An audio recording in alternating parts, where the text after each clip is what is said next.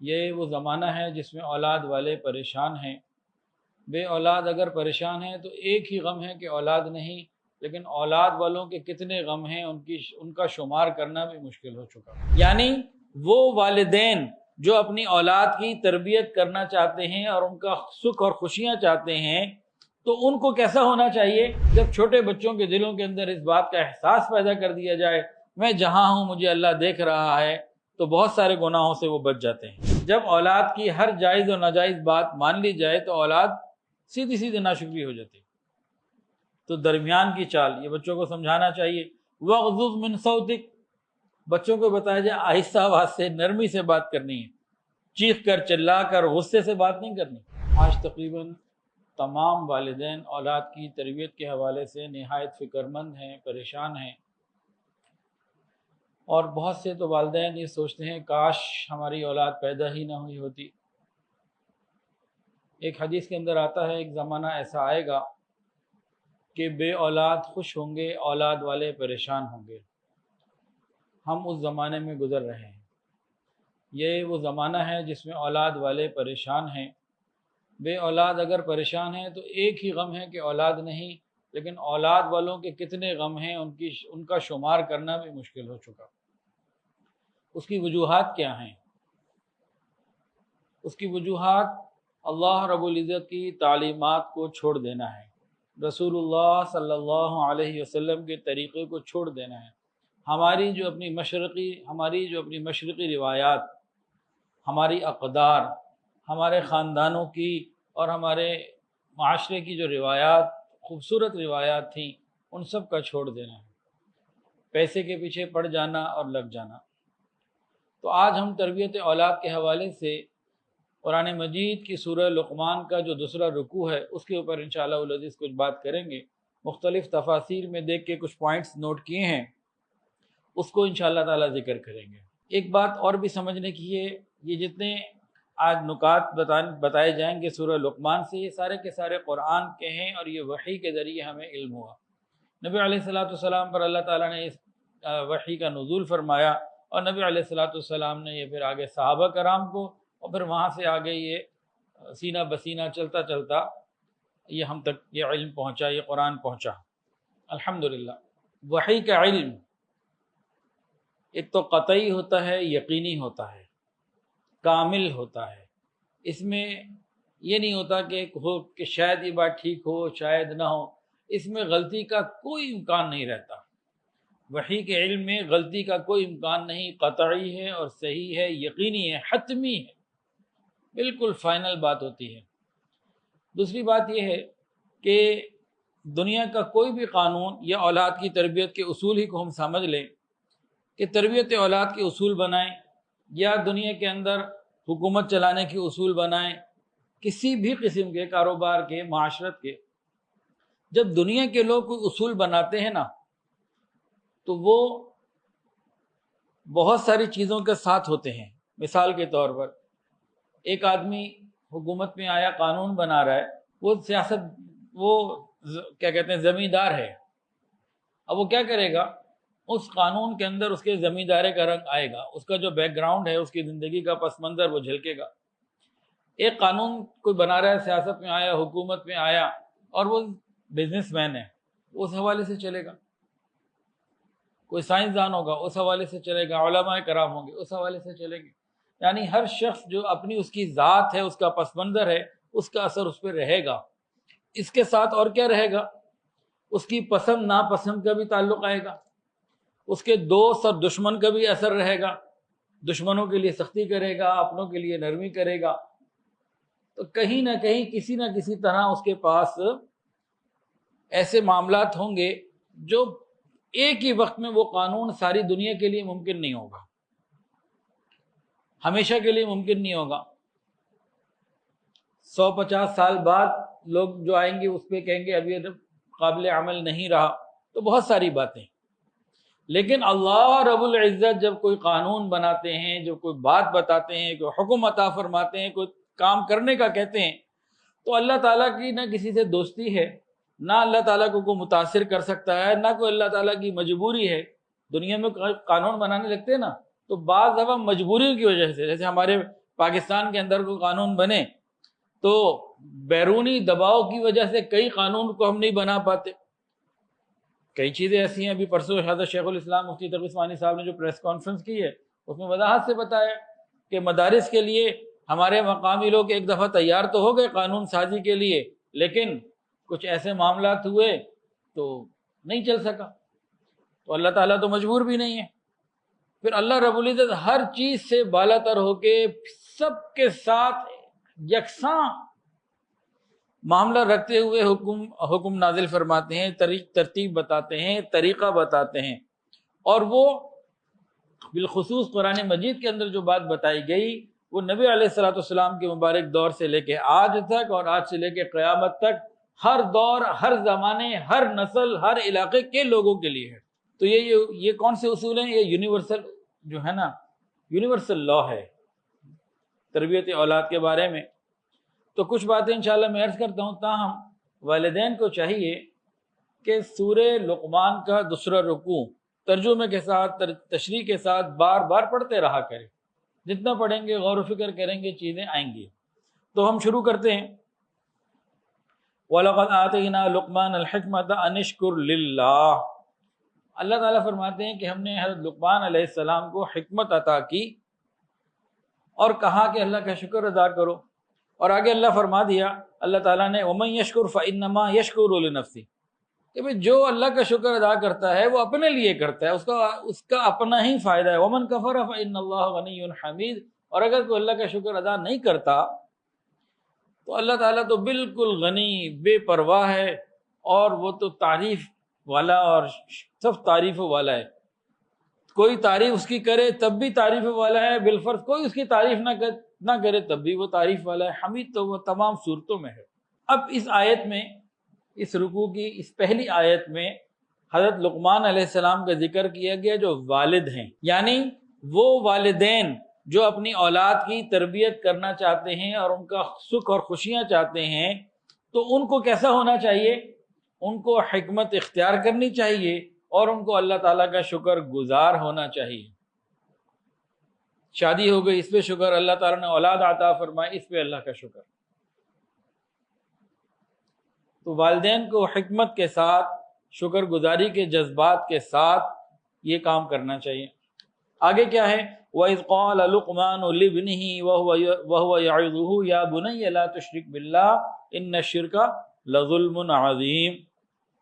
حضرت لقمان علیہ السلام نے اپنے بیٹے سے کہا نصیحت کرتے ہوئے، وَهُوَ يَعِظُهُ، نصیحت کی. تو والدین کے اندر حکمت بھی ہو، شکر گزاری کا جذبہ بھی ہو، اور اولاد کو نصیحت کرنے کا جذبہ بھی ہو. مختلف موقعوں پہ مختلف انداز سے حکمت کے ساتھ اچھے وقت میں اولاد کو نصیحت کرنے کا جذبہ بھی ہو. یہ والدین کی اپنی ذمہ داری ہے، بالخصوص والد کی. یہاں ذکر والد کا ہے. حضرت لقمان علیہ السلام والد ہیں، تو آج کل کے والد کی ذمہ داری ہے کہ وہ حکمت کے ساتھ شکر گزاری کے جذبے کو اپنے اندر رکھتے ہوئے اپنے اولاد کی تربیت کرے اور اس کو اچھی باتیں سمجھائے. وَإِذْ قَالَ لُقْمَانُ لِابْنِهِ وَهُوَ يَعِظُهُ يَا بُنَيَّ لَا تُشْرِكْ بِاللَّهِ إِنَّ الشِّرْكَ لَظُلْمٌ عَظِيمٌ. اب سب سے پہلے کس چیز کی تعلیم دے، کس چیز کی تربیت دے؟ شرک سے بچائے. عبادات میں اور اعتقاد میں، دونوں طرف ہر اعتبار سے شرک سے محفوظ رکھے.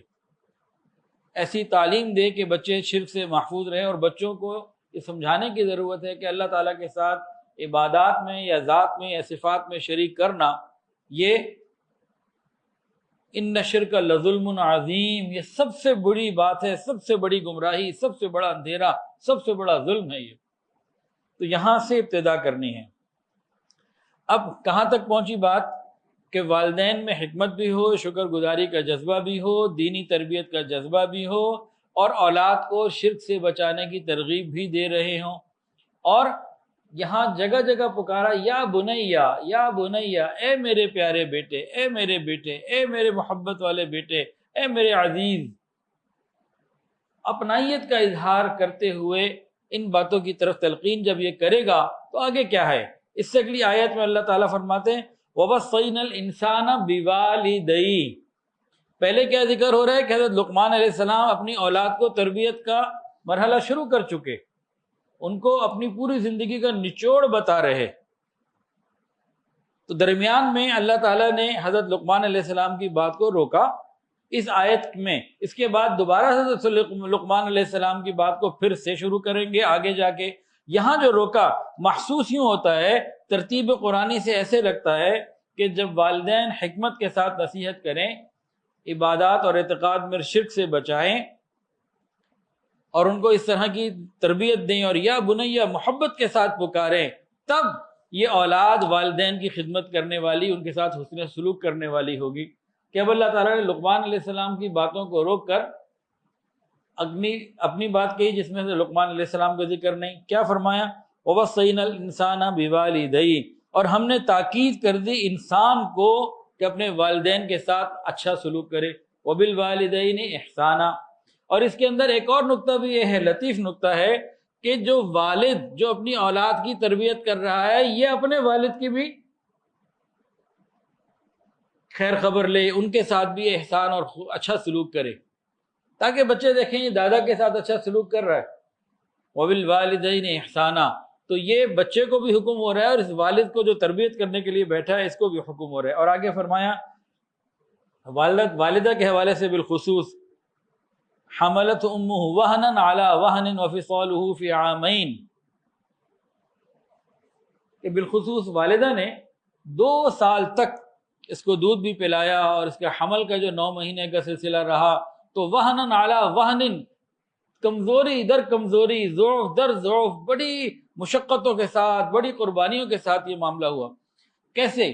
بچہ 9 مہینے ماں کے پیٹ میں رہا، 9 مہینے تو خون وہاں پیتا رہا، اور جب آیا تو ماں سینے سے چھاتی سے لگا کے اپنا دودھ اس کو پلاتی رہی۔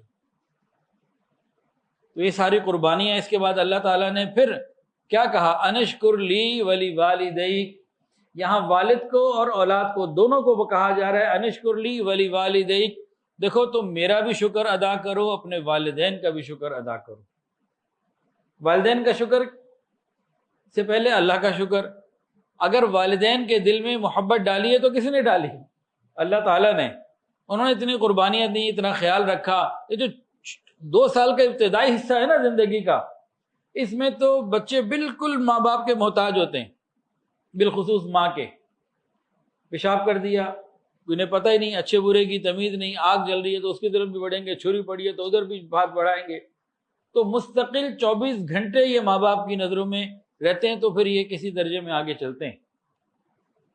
اور ماں باپ اگر یہ بچے پیشاب کر دیں تو ماں جگہ کو سکھاتی ہے، گیلی جگہ پہ نہیں، ان کو خشک جگہ پہ سلاتی ہے، اور بعض مرتبہ گیلی جگہ کو پاک کر کے خود وہاں لیٹنا پڑے تو لیٹتی،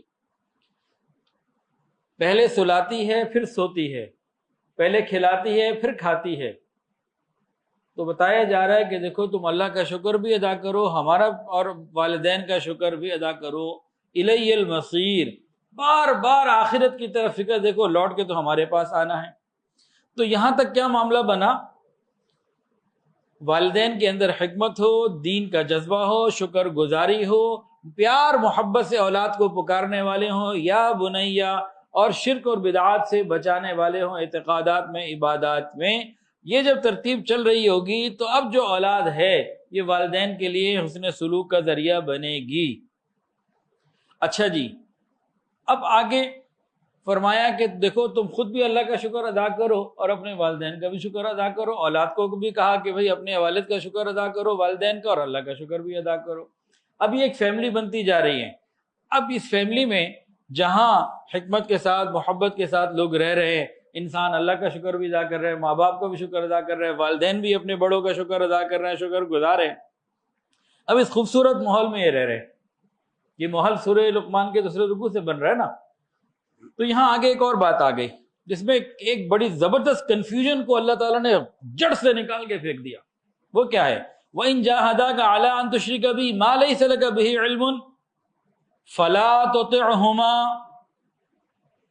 کیا ہے؟ اگر تمہارے والدین تم پر زور دیں نافرمانی اللہ کی کرنے کو، تمہیں بلیک میل کریں، وَإِن جَاهَدَاكَ، تمہارے ساتھ جہاد کریں، یعنی پورا زور لگا دیں. مثال کے طور پر ماں بچی کو کہے پردہ مت کرو، یا لڑکے کو کہا جائے تم داڑھی مت رکھو، یا کسی بھی قسم کی اللہ رب العزت کی نافرمانی. تو بعض مرتبہ اولاد یہ سوچتی ہے کہ والدین کا حکم ماننا تو ضروری. اب والدین کہہ رہے ہیں داڑھی کٹواؤ، تو والد کا حکم ماننا تو عبادت ہے، تو داڑھی کٹوانا تو میں والد کے حکم کی وجہ سے کر رہا ہوں، تو عبادت ہو جائے گا یا ضروری ہو جائے گا. چلو. اسی طرح میاں بیوی کے معاملے میں کئی مرتبہ خاوند کہتا ہے جی پردہ مت کرو، یا کوئی اور ایسی بات. تو یہاں کیا ہوا؟ یہاں یہ بتا رہا ہے کہ دیکھو، جب اللہ تعالیٰ اور والدین کے درمیان اس قسم کا معاملہ نوبت یہاں آ جائے کہ یہاں ایک ٹکراؤ کی کیفیت، کانفلکٹ کی کیفیت، یہ ایک ایسی کیفیت بن گئی، تو اب کیا کرنا ہے؟ اللہ تعالیٰ نے خالصتاً فیصلہ کھلا کھلا دے دیا. صرف ترجمہ بھی کوئی پڑھ لے تو سمجھ میں آتی ہے. فلا تطعہما، اب تم نے اپنے والدین کی یہ والی بات نہیں ماننی جس میں وہ اللہ تعالیٰ کی نافرمانی کا کہیں. حدیث کے اندر آتا نا لا طاعت المخلوق فی معصیت الخالق او کما قال علیہ الصلوۃ والسلام، کہ مخلوق کی اطاعت، یعنی اولاد کے لیے ماں باپ کی، چھوٹوں کے لیے اپنے امیر کی، بڑے کی، سربراہ کی، بیوی کے لیے خاوند کی اطاعت اللہ رب العزت کی نافرمانی میں بالکل جائز نہیں. والدین کی فرمانبرداری کا حکم کس نے دیا؟ خود اللہ تعالیٰ نے. بڑا مقام عطا کیا، لیکن یہ نہیں کہا کہ ان کا مقام میرے سے بھی بڑھ گیا خدا نخواستہ. تو جب اگر والدین یوں کہیں وَإِن جَاهَدَاكَ عَلَىٰ أَن تُشْرِكَ بِي مَا لَيْسَ لَكَ بِهِ عِلْمٌ فَلَا تُطِعْهُمَا، اگر وہ شرک ایک گناہ بتایا ہے، شرک، اگر اس کو عورت حساب سے دیکھا جائے تو أَرَأَيْتَ مَنِ اتَّخَذَ إِلَٰهَهُ هَوَىٰ، خواہشات نفس کے پیچھے پڑنا یہ بھی اس میں شامل ہے کہ جب بھی یہ والدین اگر نافرمانی کا کہیں اللہ اور اس کے رسول کی، تب ان کی بات نہیں ماننی. اچھا یہاں بات آ گئی، ایک فیملی اچھا رہ رہی تھی، ایک دوسرے کا خیال تھا، سب کچھ تھا، اب ٹکراؤ کی کیفیت آ گئی تو حکم آ گیا نہیں خبردار یہ والی بات نہیں ماننی. تو اب کیا کریں؟ اسلام اتنا خوبصورت ہے، اعتدال ہے، ہر چیز کو اس کے وزن پر الگ الگ رکھ کے دیکھتا ہے. یہ نہیں کہ کسی بات کے اوپر کسی سے غصہ آیا یا منع کیا تو ٹوٹل ہر چیز کی نفی نہ. آگے کیا ہے سنیں، فرمایا وَصَاحِبْهُمَا فِي الدُّنْيَا مَعْرُوفًا، دیکھو اگر وہ مشرک بھی ہوں اور وہ تمہیں گناہ کا کہہ بھی رہے ہوں، وہ کچھ بھی ہوں، جیسے بھی ہوں، بہرحال تمہارے والدین ہیں، تمہیں خیال کرنا ہے دنیا کے اندر بہترین معروف طریقے سے رہو. گویا اللہ کی نافرمانی تو نہ کرو، لیکن ان کا کام خیال کوئی چیز ہے جو تم کر سکتے ہو کرتے رہو. ہمارے یہاں کیا ہوتا ہے، ایک چیز میں غصہ آیا تو بس پھر ہر چیز فارغ ہو جاتی ہے.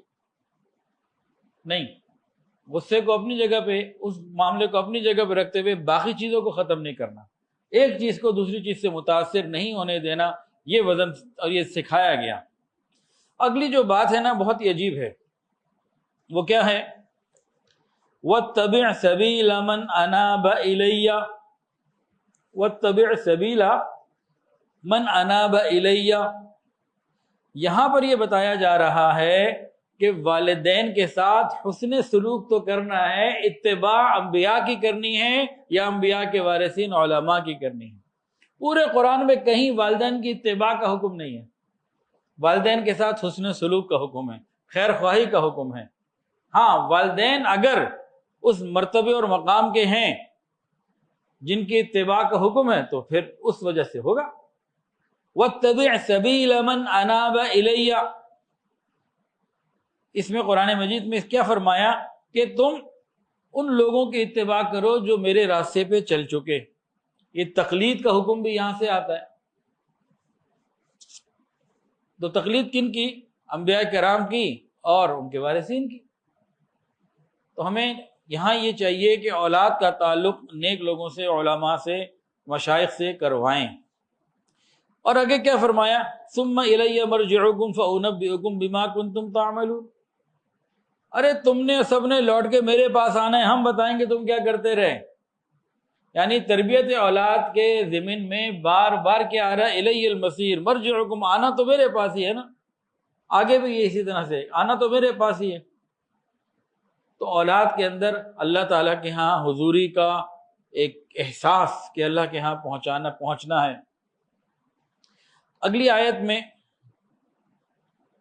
5ویں آیت ہے یہ، اس میں اللہ تعالیٰ کی قدرت کو اور قوت کو ظاہر کیا گیا کہ اولاد کے اندر اللہ تعالیٰ کی عظمت، قدرت اور قوت، ان چیزوں کا احساس لے کر آؤ، اور اعمال کو اللہ ہر طرح سے لے کے، اس آیت میں کیا فرمایا اللہ تعالیٰ نے، یا بنی انہا ان تک مثقال حبۃ من خردل فتکن فی صخرۃ او فی السماوات او فی الارض یأتی بها اللہ ان اللہ لطیف خبیر۔ بتایا جا رہا ہے کہ رائی کے یا بنیا، اے میرے پیارے بیٹے، یہ گھر میں بچے کے اندر احساس پیدا کیا جا رہا ہے کہ بیٹا رائی کے دانے کے برابر نیکی کرو گے یا رائی کے دانے کے برابر بھی کوئی گمراہی کرو گے، گناہ کرو گے، اگرچہ وہ کسی بڑی چٹان پتھر کے درمیان میں جا کے کرو، جیسے کوئی غار ہو گئی، یا آسمانوں میں جا کے کرو، آج چلے جاتے ہیں اوزون سے آگے بھی خلا میں چلے جاتے ہیں اور وہ کہتے ہیں ہم چاند پہ جا رہے ہیں اور آگے جا رہے ہیں، یا زمین کے اندر نیچے چلے جاتے ہو، سمندروں کی تہہ میں چلے جاتے ہو، 4-4 کلومیٹر 3-3 کلومیٹر جانے کی کوشش کرتے ہو، یا زمین میں نیچے سے نیچے جانے کی کوشش کرتے ہو، یا اور کوئی اس کی صورت بن جائے، تو چٹان کے پہاڑوں کے اندر ہو یا آسمانوں کی بے بہا دوری اور بلندی، یا زمین کی تہوں کے اندر ہو، اللہ تعالیٰ اس کو لے آئے گا۔ اللہ تعالیٰ ہر چیز کا جاننے والا ہے۔ اگر تم چھپ کے کوئی گناہ کرتے ہو، کسی سے میسج کرتے ہو، رابطہ کرتے ہو، ملاقات کرتے ہو، یہ سب اللہ لے آئے گا۔ جب چھوٹے بچوں کے دلوں کے اندر اس بات کا احساس پیدا کر دیا جائے میں جہاں ہوں مجھے اللہ دیکھ رہا ہے، تو بہت سارے گناہوں سے وہ بچ جاتے ہیں۔ اور آگے مزید احکامات بتائے تربیت کے لیے۔ اگلی آیت میں جو 6ٹھی آیت ہے، کیا فرمایا، یا بنیا، اے میرے پیارے بیٹے، بار بار یا بنیا یا بنیا، اے پیارے بیٹے، اقیم الصلاۃ، نماز کو قائم کرو۔ نماز پڑھنے کا حکم نہیں ہے، ہمارے ہاں ہم لوگ نماز پڑھتے ہیں، قائم کرنے والے بہت کم ہیں۔ باجماعت پڑھنا، خشوع خضوع سے پڑھنا، توجہ کے ساتھ پڑھنا، پابندی سے پڑھنا، پتہ ہم کیا پڑھ رہے ہیں، تو اس کی کئی چیزیں ہیں۔ ہر نماز کو اس کے وقت پر ادا کرنا، اوروں کو بھی اس کی دعوت دینا، تو یہ ساری چیزیں مختلف طریقوں سے مل کے ایک نماز کو قائم کرنے کی کیفیت میں آتی ہیں۔ تو گھر کے اندر جب یہ ماحول ہو نماز کی پابندی کا، قائم کرنے کا، تو پھر آگے آسانیاں ہوتی ہیں۔ یا بنی اقم الصلاۃ وامر بالمعروف وانہی عن المنکر، بچوں کو اس بات کو بھی سکھانے کی ضرورت کہ نیکی پر خود قائم نہیں رہنا، نیکی پر قائم رہتے ہوئے دوسروں کو نیکی اور اچھی باتوں کا حکم بھی دینا ہے، بچپن سے جذبہ ڈالا جائے۔ وانہی عن المنکر، دیکھو گناہوں سے خود بھی بچنا ہے، لوگوں کو بھی بچانا ہے۔ یہاں خود بچنے کا حکم پہلے نہیں آ رہا نا شروع میں، اس طریقے سے دوسروں کو بچانا ہے کہ جب پاکیزہ ماحول ہے تو پھر بچنا ہی بچنا ہے۔ تو گناہوں سے لوگوں کو بچانا بھی ہے، فکر بھی کرنی ہے، امر بالمعروف اور نہی عن المنکر، یہ دونوں کام کرنے ہیں۔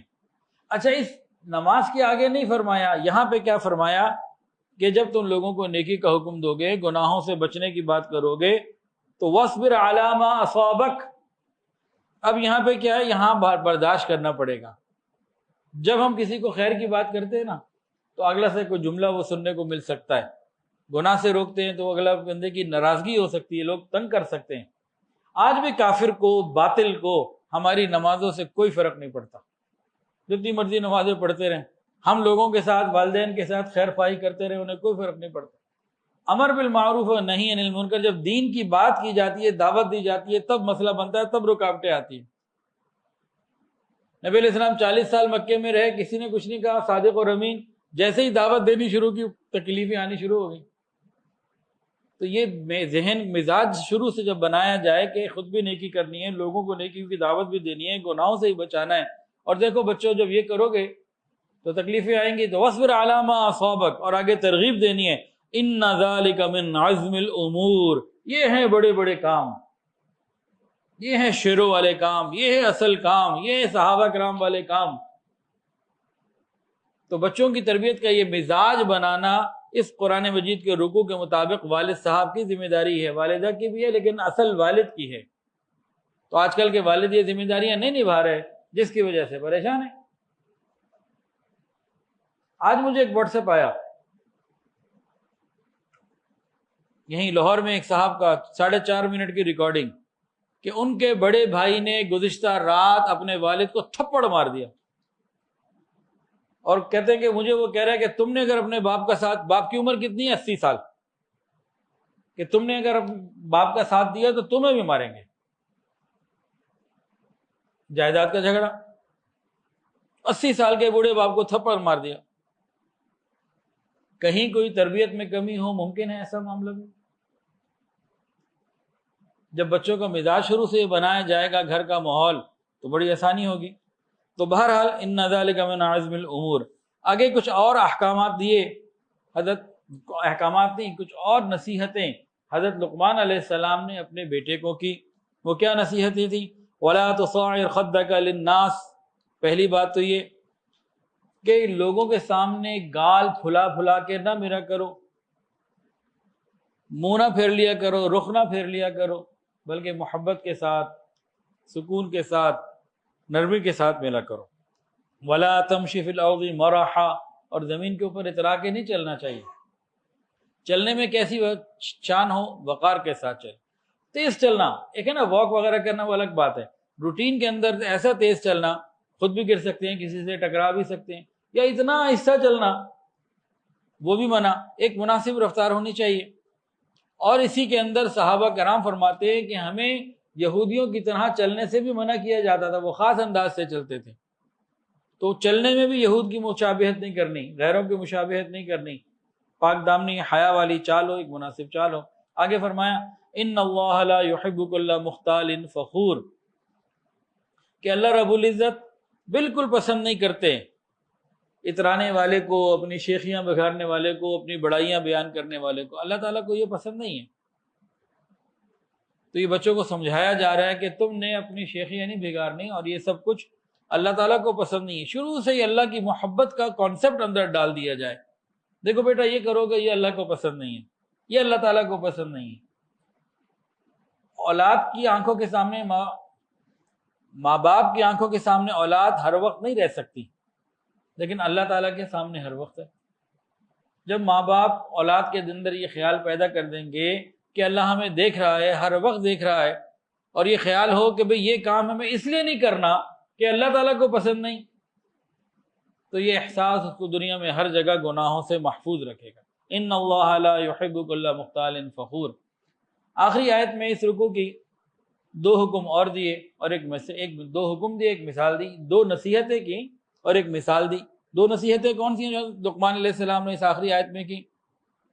وَاقْصِدْ فِي مَشِيكَ وَاغْضُضْ مِنْ صَوْتِكَ، اور مثال کون سی ہے؟ إِنَّ أَنْكَرَ الْأَصْوَاتِ لَصَوْتُ الْحَمِيرِ، یہ مثال ہے۔ وَاقْصِدْ فِي مَشِيكَ، کہ اپنی چال کے اندر نرمی پیدا کرو، اعتدال کے ساتھ چلنا۔ وَاقْصِدْ فِي مَشِيكَ، بیچ کی چال چلنا۔ زندگی کے ہر معاملے میں، ہر جگہ، ہر مقام پر کوئی فیصلہ کرنا ہو، کوئی کام کرنا ہو، ہر چیز میں درمیانی اور اعتدال کی میانہ روی۔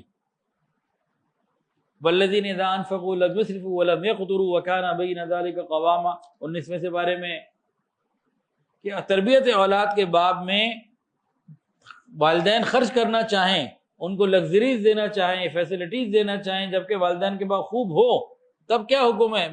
اعتدال کی چال، درمیانی۔ بہت زیادہ کر دیں گے اولاد ناشکری ہو جائے گی۔ جب اولاد کی ہر جائز اور ناجائز بات مان لی جائے تو اولاد سیدھی سیدھی ناشکری ہو جاتی۔ تو درمیان کی چال، یہ بچوں کو سمجھانا چاہیے۔ وَاغْضُضْ مِنْ صَوْتِكَ، بچوں کو بتایا جائے آہستہ آواز سے، نرمی سے بات کرنی ہے، چیخ کر، چلا کر، غصے سے بات نہیں کرنی۔ یہ سب تربیت اولاد کے وہ اصول ہیں جو حضرت لقمان علیہ السلام نے اپنی اولاد کو کیے، اپنے بیٹے کو کیے، اور اللہ تعالیٰ نے اس کو نقل فرمایا۔ اور اس آخری آیت میں مثال بھی ہے، مثالیں پہلے بھی تھیں، یہاں بھی ہے وَاقْصِدْ فِي مَشِيكَ وَاغْضُضْ مِنْ صَوْتِكَ، بیٹا بیچ کی چال، اعتدال کی، میانہ روی کی چال اختیار کرو، اپنی آواز کو نیچے رکھا کرو۔ إِنَّ أَنْكَرَ الْأَصْوَاتِ لَصَوْتُ الْحَمِيرِ، اگر بات ہے نا بڑی آواز کی، تو بہت بڑی آواز تو پھر گدھے کی ہوتی ہے، لیکن بڑی بری آواز ہے۔ تو اس پورے رکوع کے اندر اسلوب کیا مل رہا کہ نرمی سے، پیار سے، محبت سے والدین، بالخصوص والد، اپنی ذمہ داریوں کو نبھائے۔ آج کا کا والد عام طور سے اپنی ذمہ داریوں کو نہیں نبھا رہا، سب کچھ ماں پہ ڈالا ہوتا ہے کہ جی تم کرو، بچے میرے ہیں، تربیت تم نے کرنی ہے، میں نے نہیں کرنی، میرے پاس ٹائم ہی نہیں۔ تو یہ چیز بالکل مناسب نہیں۔ اب حضرت لقمان علیہ السلام کی یہ حکمت بھری باتیں ہم نے سن لی تربیت اولاد کے حوالے سے، تو حضرت لقمان علیہ السلام نبی نہیں ہے، جمہور قول کے مطابق حضرت لقمان علیہ السلام نبی نہیں ہے، اور اللہ تعالیٰ کے ولی ہیں، حکمت اللہ نے عطا فرمائی تھی۔ ایک مرتبہ لقمان علیہ السلام لوگوں میں بیٹھے بات کر رہے تھے، اور بہت بڑا مجمع تھا، لوگ ان کی باتیں سن رہے تھے، تو گزرا سامنے سے، کہا تم وہی نہیں ہو جو جنگلوں میں بکریاں چراتے تھے، غلام سے تھے، کیا تھے، آج تمہیں مقام کیسے مل گیا؟ تو حضرت لقمان علیہ السلام نے فرمایا تمہیں بھی مل سکتا ہے۔ تو حضرت لقمان علیہ السلام نے 10 ایسی باتیں بتائیں، فرمایا کہ اگر تم ان کو اختیار کر لو تو جو حکمت مجھے ملی اللہ اس میں سے تمہیں بھی حصہ عطا فرما دے گا۔ تو یہ حکمت بہت بڑی نعمت ہے، جس کو حکمت مل گئی اس کو بڑی نعمت مل گئی۔ اللہ تعالیٰ کی بہت بڑی بڑی نعمتوں میں سے ایک بڑی نعمت کیا ہے؟ حکمت۔ اللہ جسے چاہتا ہے عطا فرما دیتا ہے۔ تو کسی نے پوچھا لقمان علیہ السلام سے آپ کو جو حکمت ملی کیسے مل گئی، یہ کیا ہو گیا؟ فرمایا کہ تجھے بھی مل سکتی ہے بھائی۔ تو کچھ پوائنٹس بتائے، فرمایا کہ تم ان کو اختیار کر لو، میں یہ کرتا رہا، اللہ نے مجھے دے دی، تم کرو، تمہیں بھی تمہارے مرتبے اور مقام کے مطابق مل جائے گی۔ ہر بندے کا اپنا ایک الگ مرتبہ، ایک مقام ہے، تو اس کے مطابق ہم کوشش کریں گے تو ہمیں بھی مل جائے گی۔ تو وہ 10 کام ایسے ہیں جن 10 کاموں نے حضرت لقمان علیہ السلام کو حکیم بنایا، حکمت عطا کروائی، اگر ہم کریں گے تو ہم بھی کر لیں گے۔ وہ کون سے 10 کام ہیں؟ پہلا کام نگاہوں کو جھکانا، ہم تو یہیں فیل، ہم تو یہیں پہ فیل، حکمت کدھر سے ملے گی؟ ہاں جن کو چاہیے ہمت کریں۔ نگاہوں کو کس سے جھکانا؟ غیر محرم سامنے آ جائے نگاہیں جھکائیں، دوسروں کے مال سے جھکانی، دوسروں کو عیوب سے جھکانی، اپنی خوبیوں سے ہٹانی۔ صرف غیر محرم نہیں، حکمت چاہیے نا بڑی زبردست چیز، تو پھر سارے اس کا پروٹوکول SOPs پورے کرنے پڑیں گے۔ نگاہوں کو جھکانا۔ دوسری بات زبان کو بند رکھنا۔ کیا مطلب؟ غیر ضروری باتیں نہیں کرنی، جھوٹ سے، غیبت سے بچنا، زبان کو بند رکھنا۔ تیسری بات حلال روزی پر قناعت کرنا، حرام سے بچنا یعنی۔ چوتھی بات اپنی شرمگاہ کی حفاظت کرنا۔ پانچویں بات سچائی پر قائم رہنا، سچ بولنا نہیں ہے یہاں فرمایا، سچائی پر قائم رہنا، سچ بولنا بھی ہے اور پھر قائم بھی رہنا ہے، کوئی بھی پریشانی ہے بس سچ پہ قائم رہنا ہے۔ اگلی بات عہد کو، وعدے کو پورا کرنا، جو وعدہ کرو وہ نبھانا۔ مہمان کا اکرام کرنا۔ ساتویں بات کیا ہے؟ مہمان کا اکرام کرنا۔ آٹھویں بات پڑوسی کا خیال کرنا، اس کی حفاظت کرنا۔ پڑوسی کی حفاظت، پڑوسی کا خیال، پڑوسی کا اکرام، ان کی آٹھویں بات۔ نویں بات فضول کاموں کو، غیر ضروری کاموں کو چھوڑ دینا، اور 10ویں بات غیر ضروری کلام بھی چھوڑ دینا۔ تو یہ 10 باتیں ہیں، انسان اگر اس کو اختیار کرے گا تو حضرت لقمان علیہ السلام فرماتے ہیں کہ اللہ تعالیٰ اسے بھی حکمت عطا فرمائیں گے۔ یہ تو تربیت اولاد کے حوالے سے سورہ لقمان کا جو دوسرا رکوع ہے اس سے جو چند باتیں سامنے آئیں وہ کی۔ یہ اب ہر والد کی، والدہ کی ذمہ داری ہے کہ قرآن مجید کی تعلیمات کو عمل میں لائے اور اپنی اولاد کو۔ اس سے کیا ہوگا کہ گھر کے اندر ایک پاکیزہ ماحول بنے گا اور اولاد دنیا اور آخرت میں ہمارے لیے کامیابی کا ذریعہ بنے گی۔ لیکن چونچہ ایک واقعات بھی میں سنانا چاہتا ہوں تربیت اولاد کے حوالے سے۔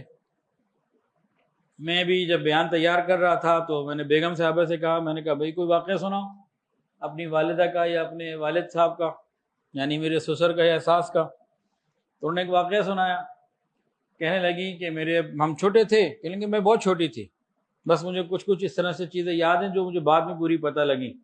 تو میرے ابو 4 مہینے کے لیے گئے ہوئے تھے جماعت میں، پیچھے سے بڑے بھائی جو ہے نا 1-2 مل کے وہ گھر میں ٹی وی لے آئے۔ امی نے منع بھی کیا لیکن امی کو بہلا پھسلا کے گھر میں ٹی وی آ گیا. وہ خیر ان کے وقت پورا ہوا جتنا بھی تھا 4 مہینے کا, کیا وہ آئے دیکھا گھر میں ٹی وی ہے, کسی کو کچھ نہیں کہا. اب ان کے ذہن میں تھا, بڑے بھائیوں کے ذہن میں, کہ ابو نے آ گئے, اب ہمیں ڈانٹ بھی پڑ سکتی ہے, کوئی ایکشن لیں گے, کیا کریں گے, کچھ نہیں کہا.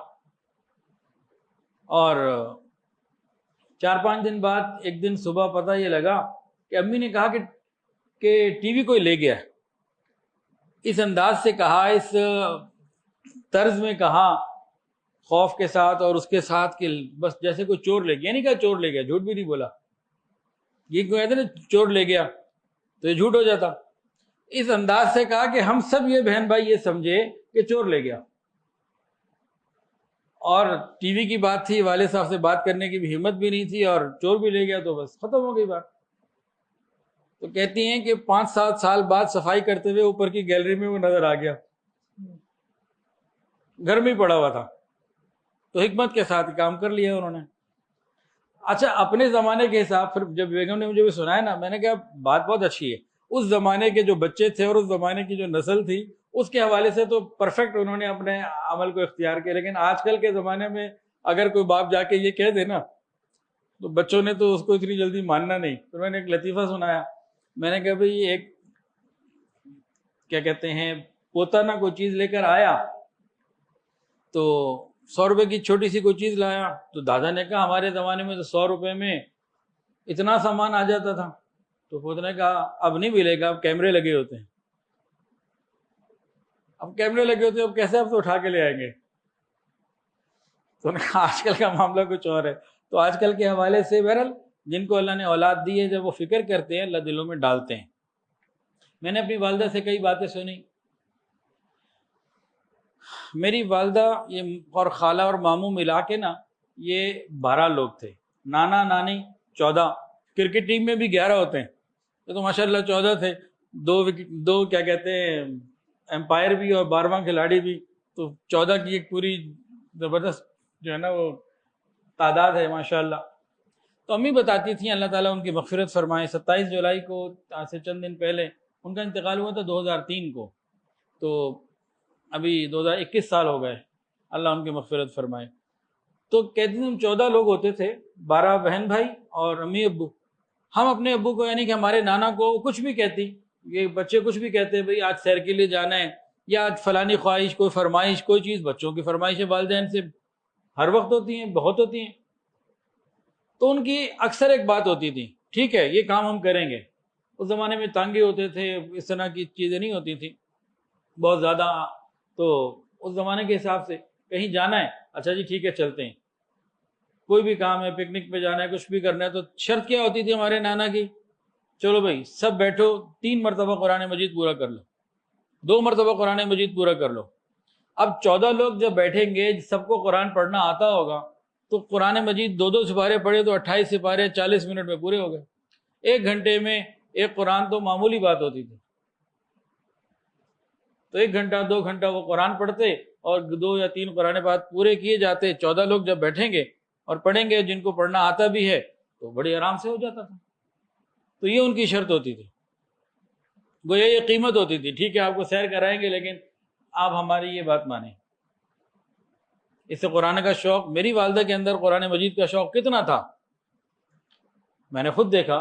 رمضان المبارک میں حافظہ نہیں تھیں, قرآن کی حافظہ نہیں تھیں, لیکن رمضان المبارک میں 14 یا 15 قرآن پاک کی تلاوت کر لیا کرتی تھیں. وہ جو بچپن سے گھٹی میں قرآن کا پڑھن رکھا تھا, بڑوں نے خود بھی ساتھ بیٹھتے تھے. یہ نہیں کہ تم پڑھو میں تو موبائل لے کے بیٹھا ہوں, میں تو باہر جا رہا ہوں. تو اس کا اثر رمضان کے مہینے میں. اور رمضان میں کیا ہوتا تھا ہمارے گھر میں, انارکلی میں رہتے تھے اس وقت, دینا ناتھ بلڈنگ میں. افطاری بھی گھر کی, سحری بھی گھر کی. روح افزا کبھی بن جاتا, ورنہ گرمیوں میں کیری کا شربت بناتی, یہ جو شربت بھی ہوتا ہے وہ بھی گھر کی چیزوں کا بنتا. اور وہ پیمپر کا زمانہ نہ تھا, پوتروں کا زمانہ تھا. ہم نے تو پوترے پہنے, پیمپر تو اب آئے. پھر مہمانداری بھی اور سارا کچھ معاملات کے ساتھ گھر کے کام بھی سارے خود کرنے, اور تلاوت قرآن مجید کا وقت بھی نکل آنا. آج کل تو مردوں کے لیے 15 قرآن مجید پڑھنا رمضان میں مشکل. پھر وہ بچپن کی قرآن پاک کی وہ عادت، اس کا ایک اور اثر، گھر میں بچوں کو قرآن پڑھاتی تھی. پہلے انارکلی میں رہتے تھے، وہاں بلڈنگ میں اور ادھر ادھر لوگوں کے بچے پڑھنے آتے تھے. جب ادھر ٹاؤن شپ میں آ گئے، یہ مین روڈ والے گھر میں، ادھر آنے کے بعد مختلف گھروں پہ دروازوں پہ گئیں، دروازہ کھٹکھٹایا، جی بچے بھیجیں قرآن پاک پڑھنے کے لیے. یہاں کلاس لگ گئی. جب بچے ان کو قرآن سناتے تھے نا، تو قرآن مجید کے الفاظ کے ساتھ غیر حافظہ ہوتے ہوئے بھی اتنی زبردست مناسبت ہو گئی تھی کہ بچہ قرآن پڑھ رہا ہے اور غلطی اس نے کر دی کوئی. اب انہیں یہ تو نہیں پتہ لگ رہا کہ میں غلطی کیا ہے، وہ دیکھ کے بتاتی تھی، لیکن کہہ دیتی کہ پڑھا تم نے غلط ہے، دیکھو. وہ دیکھتا تھا، توجہ کرتا تھا، آپ دکھاتی تھی تو وہ ٹھیک کر لیتا تھا. غیر حافظ قرآن کا قرآن پاک کے ساتھ اتنی زبردست نسبت کا ہو جانا کہ دوسرا بندہ قرآن پڑھ رہا ہے اور وہ غلطی کر رہا ہے تو انہیں پتہ لگ گیا کہ وہ کر غلطی رہا ہے. یہ کیا ہے؟ ماں باپ کی تربیت ہے کہ بچپن سے قرآن پاک کا شوق ایسا چلا دیا. پھر اسی طرح انہوں نے آگے ہمارے ساتھ بھی کیا. صبح روزانہ جامعہ شرفیہ جانا پڑھنے کے لیے، تو صبح گھر کا ناشتہ بنا کے بھیجنا، دوپہر کو کھانا لے کے خود پہنچ جاتی تھی، کبھی کسی کے ہاتھ بھجوا دیتی تھی، اور شام کو گھر آتے تو گھر کا کھانا تیار ہوتا تھا. الحمدللہ دادا کا کاروبار تھا، یعقوب اینڈ کمپنی، انارکلی کے اندر اس زمانے میں، اور ڈھاکہ میں، چٹاگانگ میں ایک بڑا نام ہوتا تھا. تو لیکن گھر کے اندر انہوں نے ایک ترتیب بنی ہوئی تھی، وقصد فی مشیق، اعتدال کی راہ انہوں نے بنائی ہوئی تھی. اور روزانہ بھی اللہ نے اتنے وسائل دیے تھے کہ روزانہ ہر خواہش پوری کر سکتی تھی ہر طریقے سے. لیکن ہفتے میں 2 دن دال پکاتی تھی، 2 دن سبزی پکاتی تھی، اور 2 دن گوشت پکاتی تھی. چھٹی والے دن جو ہے نا وہ پھر وہ ایک پارٹی ہوتی تھی اور ایک وہ اس کے لیے پورا اہتمام ہوتا تھا. 7 دنوں کی ترتیب ایسی تھی. پہلے جمعے کی چھٹی ہوتی، آج کل اتوار کی ہے، تو جمعے والے دن ایک خاص اہتمام ہوتا. اس میں ذرا بچوں کو ہمیں بڑا مزہ آتا تھا. ہم تو کہ روز ہی جمعہ ہو، ایک تو مدرسے کی چھٹی، ایک گھر میں کھانے مزے کے. باقی پورا ہفتے میں 2 دن دال، 2 دن سبزی اور 2 دن گوشت. اب اس زمانے میں الحمدللہ اب تو ہر چیز کھا لیتے ہیں. اس زمانے میں کئی سبزی ایسی تھی نہیں کھاتا تھا میں کیا کتنے بچے نہیں کھاتے تھے، آج کل بھی نہیں کھاتے. جیسے ٹنڈے ہیں یا کریلا ہے یا اور کوئی چیز ہے، تو اس زمانے میں نہیں کھاتے. اب گھر مدرسے سے آئے، بھوک لگی ہوئی ہے، جناب ٹنڈے رکھے گئے یا کوئی سبزی رکھی ہوئی ہے، اب سب کھا رہے ہیں، بھائی کھاؤ. میں نے کہا جی میں نے تو نہیں کھانا. بھائی آپ نے کیوں نہیں کھانا؟ بھائی میں کھا رہی ہوں، آپ کے ابو بھی کھا رہے ہیں، سب کھا رہے ہیں، تو آپ کو کیا مسئلہ؟ کہ نہیں میں نے تو نہیں کھانا. ٹھیک ہے بس کوئی بات نہیں، مت کھاؤ، کوئی بات. اب اٹھ کے چلے گئے، فریج وریج دیکھا، کوئی داؤ لگ گیا، کوئی چیز مل گئی تو کھا لی، نہیں تو پھر نہیں پسند آئی یا نہیں تھی تو نہیں کھائی. اب اگلے وقت میں جب آئے تو پھر وہی، تیسرے وقت میں پھر وہی کھاؤ. اور کبھی کبھی کیا ہوتا، جب یہ ہوتا نا کہ کچھ ایسی چیز بنی ہم نہیں کھا رہے، تو کسی وقت جو ہے نا اسی وقت انڈے کو لے کے اس کا خوگینہ بناتی. بس وہ انڈے کو لیا اور فرائی پان میں ڈال کے اس کو نہ آملیٹ نہ ہاف فرائی، وہ خوگینہ بنا کے رکھ دیتی. اس میں چند منٹوں میں تیار کر لیتی تھی. ماشاءاللہ اسپیڈ بڑی تھی اور ذائقہ بڑا اچھا تھا، تو کبھی وہ دے دیتی. مطلب یہ بتانے کا یہ ہے کہ کھانے کی کوئی ایسی چیز ہے جو دل نہیں کر رہا، جو نہیں کھانی، تو کبھی خواہش پوری کر دی، کچھ اور دے دیا، اور کبھی کہا نہیں کیوں نہیں کھانی، کھانی ہے، جب سب کھا رہے ہیں تم بھی کھاؤ. بندہ کتنی بھوک برداشت کرے گا؟ تو کچھ نہ کچھ زہر مار کرنے کے طور پہ لے لیتے. چلو کیا کریں ہم. آج کل کی مائیں ایسا کہاں کرتی ہیں. کئی گھر ہیں سبزیاں نہیں بنتی. کیوں نہیں بنتی؟ کہ بچے کھاتے نہیں. نہ بھائی آپ نے کھلانے کی کتنی کوشش کی، حکمت سے، نرمی سے، کوئی نہ کوئی. اچھا بازار کے کھانے ہمارے یہاں نہیں ہوتے تھے، ہر چیز گھر کے کھانے کی، ہر چیز گھر کی. بڑا غصہ آتا تھا بعض مرتبہ، کیا ہو گیا بھائی، اب کبھی ہم کہیں جی ہم نے نہاری کھانی ہے، گھر میں پکے گی. اچھا جی پائے کھانے تو گھر میں پک جائیں گے. کوئی اور چیز کھانی ہے تو اب تو میں خیر چائنیز نہیں کھاتا، اس زمانے میں چائنیز کا بھی شوق تھا، وہ بھی گھر میں پکے گا. اور پھر غصہ آتا باربیکیو تو بازار سے ہی آئے گا نا، وہ گھر میں کیسے بنے گا؟ وہ کہتے اچھا ٹھہر جاؤ، مہینے 2 مہینے بعد 4 مہینے بعد پھر اہتمام کرتی تو باربیکیو بھی گھر میں بنا دیں. کہ بازار کے کھانوں سے بچنا. صرف چھٹی والے دن، جمعے والے دن اتنی اجازت ہوتی تھی فجر میں، صبح کے ناشتے میں، کہ وہ انارکلی میں تلوال والی مسجد کے آگے وہ امام دین یا کیا نام تھا اس کا، پوڑی والا، آٹے کی پوڑی، وہ آتی تھی. تو وہ تھیلی میں پوڑیاں دے دیتا تھا، اور ایک بڑا سا پتا ہوتا تھا، اس پتے کے اندر جو ہے نا وہ ترکاری ڈال کے دے دیا کرتے تھے. اب تو خیر وہ اتنا پتا رہا، اب تو سب شاپر اور دوسری چیزیں آ گئی. تو اس طریقے کی چیزیں ہوتی تھیں. ایک دن کیا ہوا، صبح کے وقت امی نے پوچھا ابراہیم عشاء پڑھ لی تھی؟ چپ، کوئی جواب نہیں دیا. مجھے پتہ لگ گیا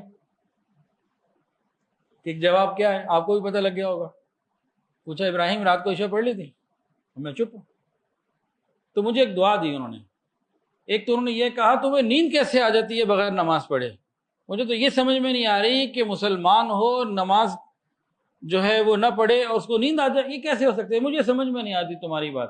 اور پھر دعا دی کہ اللہ کرے کہ نماز پڑھے بغیر تمہیں نیند ہی نہ آیا کرے. جس دن عشاء کی نماز نہ پڑھو تمہیں نیند ہی نہ آیا کرے. اس طرح کی اور کئی باتیں بھی ہیں. اور والد صاحب اس زمانے میں 15 سال کا تھا تقریباً، قرآن مجید حفظ کر لیا اور میٹرک کی تیاری اور چیزیں چل رہی تھی.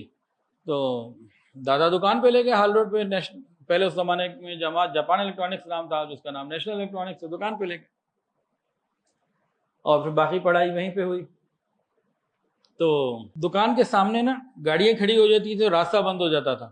لوگ کر جاتے تھے، خیال نہیں کرتے. تو ایک دفعہ دادا آئے ہوئے تھے کراچی سے، تو مجھے کہنے لگے کہ ابراہیم یہاں پہ نا کوئی چیز رکھو، کوئی ایسا اسٹینڈ ہو، کوئی چیز ہو.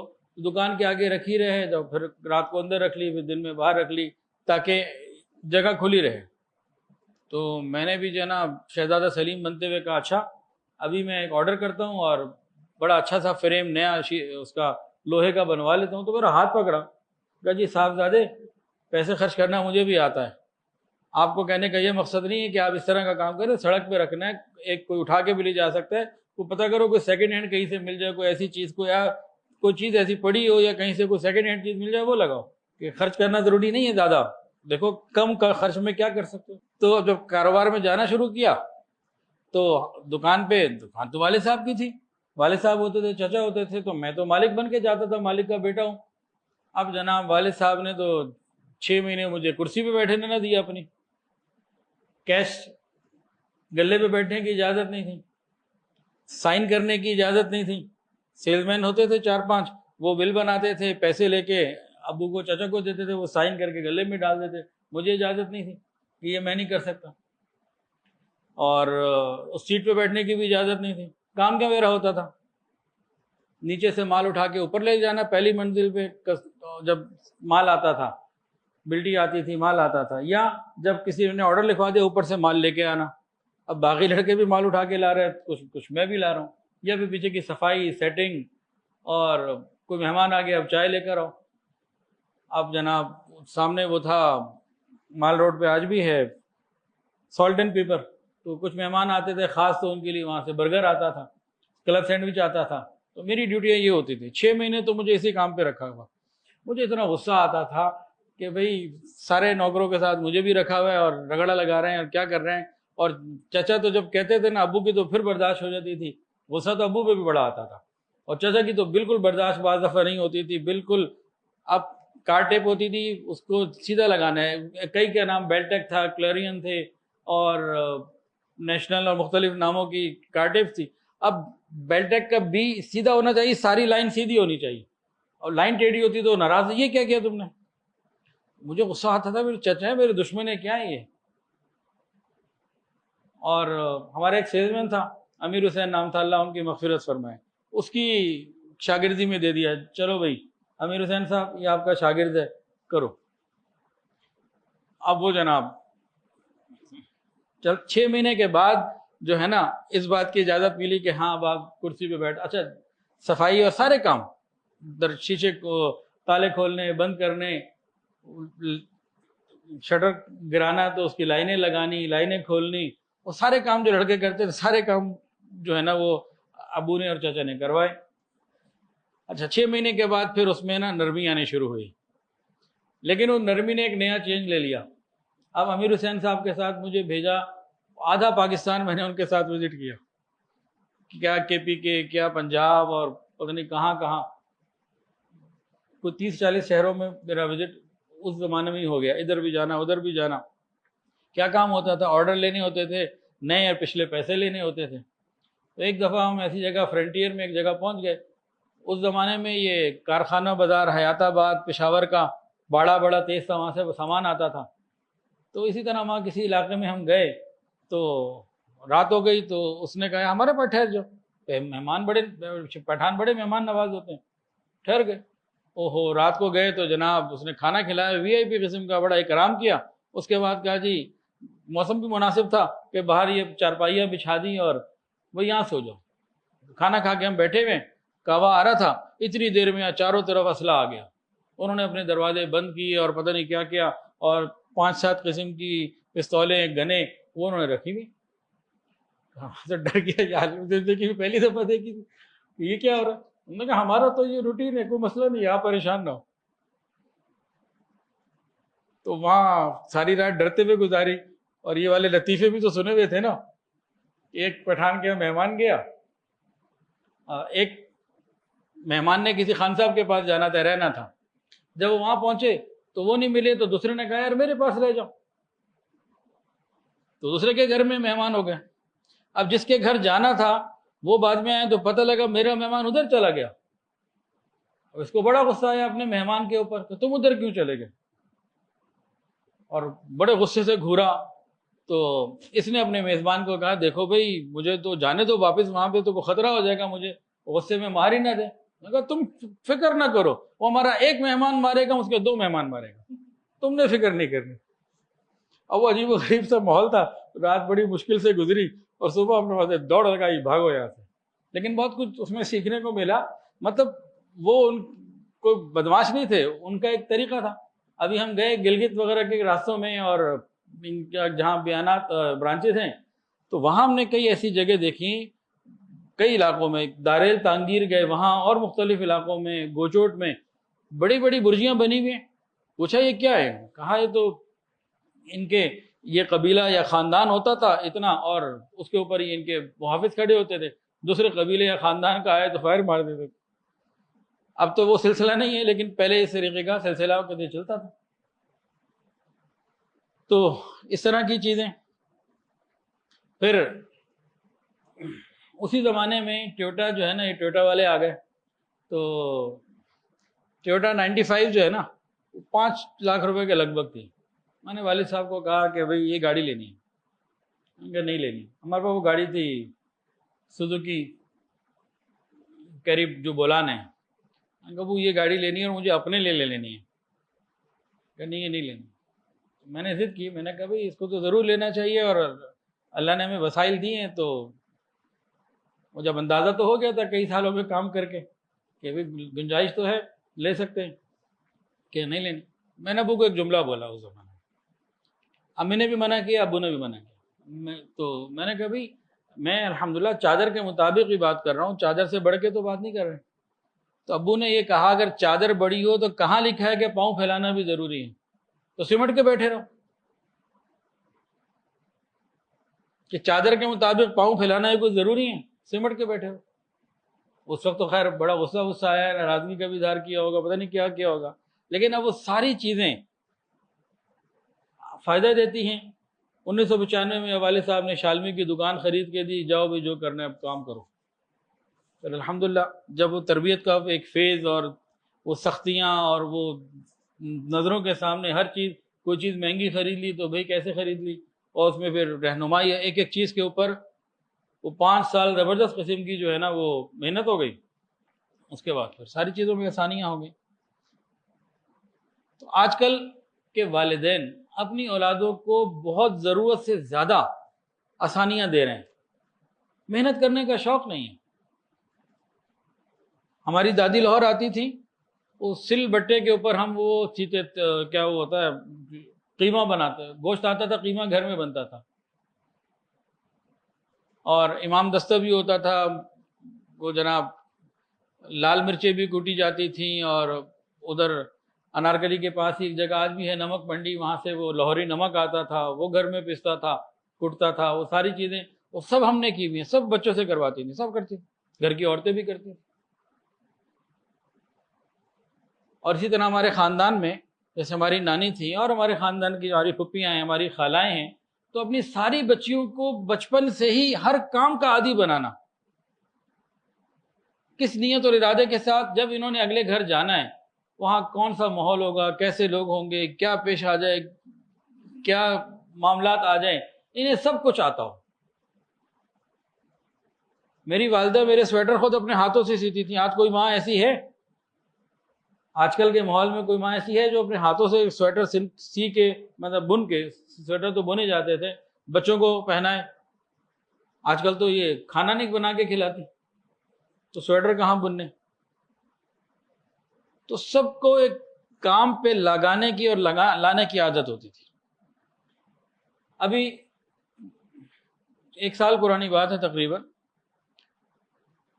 تو 2023 کی غالباً 1 سال پرانی ہے کی بات ہے. ہمارے مدرسے میں ایک بچے کو نا قاری صاحب نے اس کی کسی مسلسل غلطی کے اوپر تھوڑا سا ایکشن لیا. اس کو ذرا ایک آدھ شاید ہاتھ بھی لگا دیا ہو، اس کو ذرا کچھ کہہ بھی دیا ہو، تو مزاج میں نہیں آیا، تو جا کے والد کو لے آیا. اب اس کے والد 1 دفعہ آئے، 2 دفعہ آئے، تو مجھے نہیں پتا، تیسری دفعہ جب وہ آئے یا دوسری یا تیسری دفعہ جب آئے تو مجھے پتہ لگا، میرے ہی سامنے وہ بچے کو، مطلب 1-2 دفعہ جب پہلے آئے ہیں تو اس کا میرے علم میں نہیں تھا اس وقت.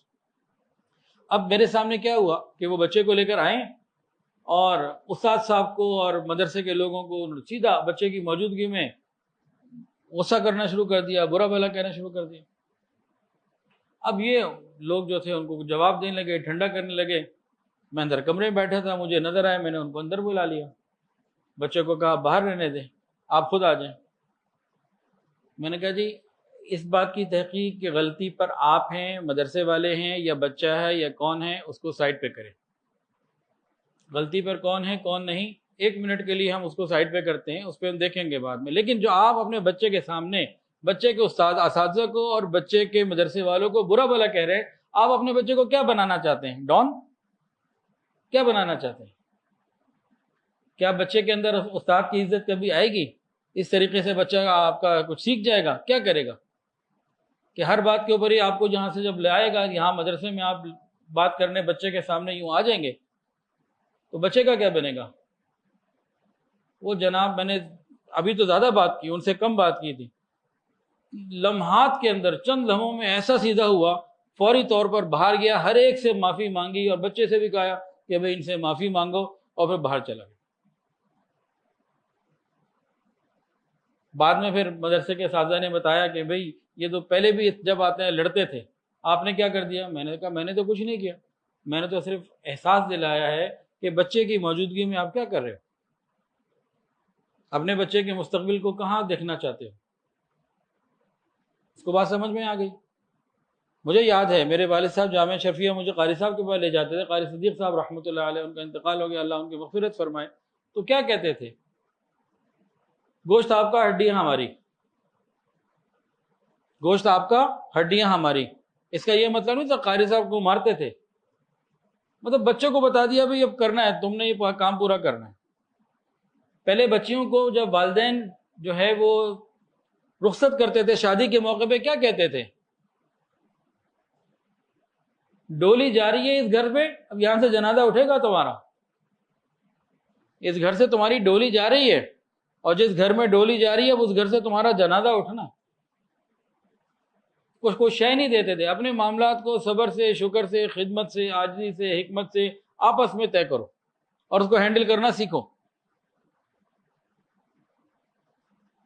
اور آج کل جو طلاقیں ہو رہی ہیں اس کی بہت ساری وجوہات ہیں، اس میں ایک وجہ ماں باپ کا شے دینا ہے. ماں باپ ایک جملہ بولتے ہیں، تمہاری 2 روٹیاں ہمیں بھاری نہیں ہیں، تمہاری 2 روٹیاں ہم پہ بھاری نہیں ہیں.